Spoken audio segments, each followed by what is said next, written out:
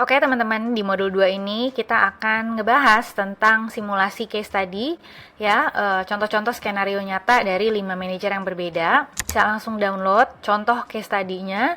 Di dalamnya itu udah ada kayak konteks industri dan masalah ya. Jadi ada beberapa jenis industri, kemudian skenario dialog lengkapnya manajer versus team member, lalu strategi kita sebagai manajer untuk nge-counter kalau misalnya tim kita masih resisten gitu ya terhadap feedback. Itu ada semua di dalam template, jadi saya harap teman-teman bisa download sekarang. Oke teman-teman, kalau misalkan sudah di-download ya, ini template-nya ada simulasi 5 case study ya, tadi yang saya bilang dalam memberikan feedback dari 5 manajer yang berbeda.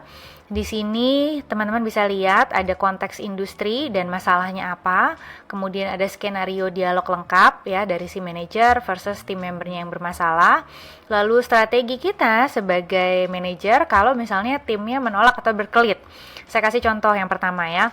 Ini ada dari teknologi ya, dari industri teknologi, software engineering, perannya adalah senior developer. Problemnya adalah meleset dari sprint deadline karena mungkin terlalu perfeksionis melakukan refactoring code tanpa adanya komunikasi. Nah, di sini udah ada nih dialognya, misalnya dari manajernya yang ngomong, Mas Budi, saya kagum dengan kualitas kode Mas Budi yang rapi, tapi di 2 sprint terakhir kita meleset nih dari target rilis karena tugas Mas Budi yang delayed. Ada apa ya di balik kendala waktu ini? Terus tim membernya mungkin merasa udah melakukan hal yang benar, dia bilang, ya kodenya berantakan banget dari developer sebelum saya mas, kalau nggak saya beresin nanti sistemnya utang teknis, jadi makin numpuk dan malah crash di future gitu ya, di masa depan. Saya kan kerja demi kualitas jangka panjang perusahaan juga gitu. Nah ini bisa terlihat bahwa tim membernya itu berkelit ya, dia defensif lah ya. Kemudian kita sebagai manajer mungkin kita bisa jawab dengan saya sangat menghargai niat Mas Budi menjaga kualitas sistem kita, tapi merilis produk tepat waktu ke user juga bagian dari kualitas bisnis ya. Masalahnya Mas Budi mengambil keputusan refactoring besar tanpa memberitahu tim. Jadi jadwal rilisnya berantakan.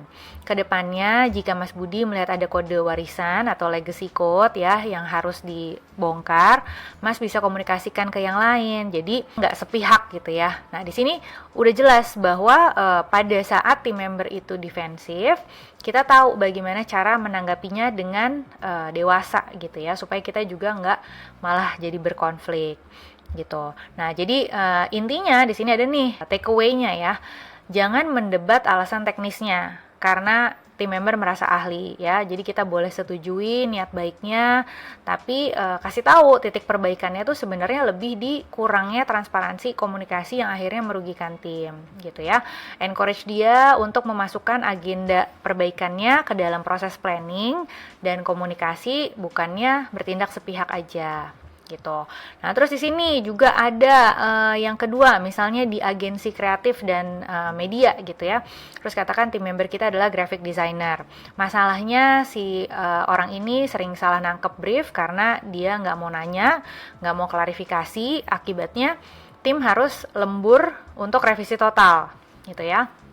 Nah, di sini udah ada juga nih skenario-nya. Dari sisi manajer, dari sisi tim member, ya kan. Nah, di sini tim membernya juga defensif, ya kan. Dia bilang brief dari AE itu atau account eksekutifnya nggak jelas, gitu kan. Jadinya saya juga bingung nih briefnya. Intinya dia nyalahin orang lain. Nah, pada saat tim member kita itu malah nyalahin orang lain, gitu kan, which is cukup sering terjadi ya. Ada caranya juga untuk kita mengcounter hal tersebut. Nah, di sini juga udah ada contoh cara mengcounternya gitu ya. Nah, seterusnya ada FMCG dan retail. Di sini juga ada case study-nya ya, contoh dialognya seperti apa, dan pada saat tim membernya itu resisten, kita harus jawab kayak gimana. Nah, saya harap ini bisa menjadi tool teman-teman untuk bisa mengantisipasi jalannya pemberian feedback gitu ya. Bagaimana cara kita bisa mengcounter kalau misalkan tim member kita defensif, berkelit, nyalahin orang gitu ya, tanpa membuat kita jadi ke-trigger gitu ya. Gimana cara dewasa untuk menanggapinya supaya kita tetap bisa memberikan feedback secara efektif dan mature gitu ya. Oke, segitu dulu. Good luck teman-teman dan semoga bermanfaat.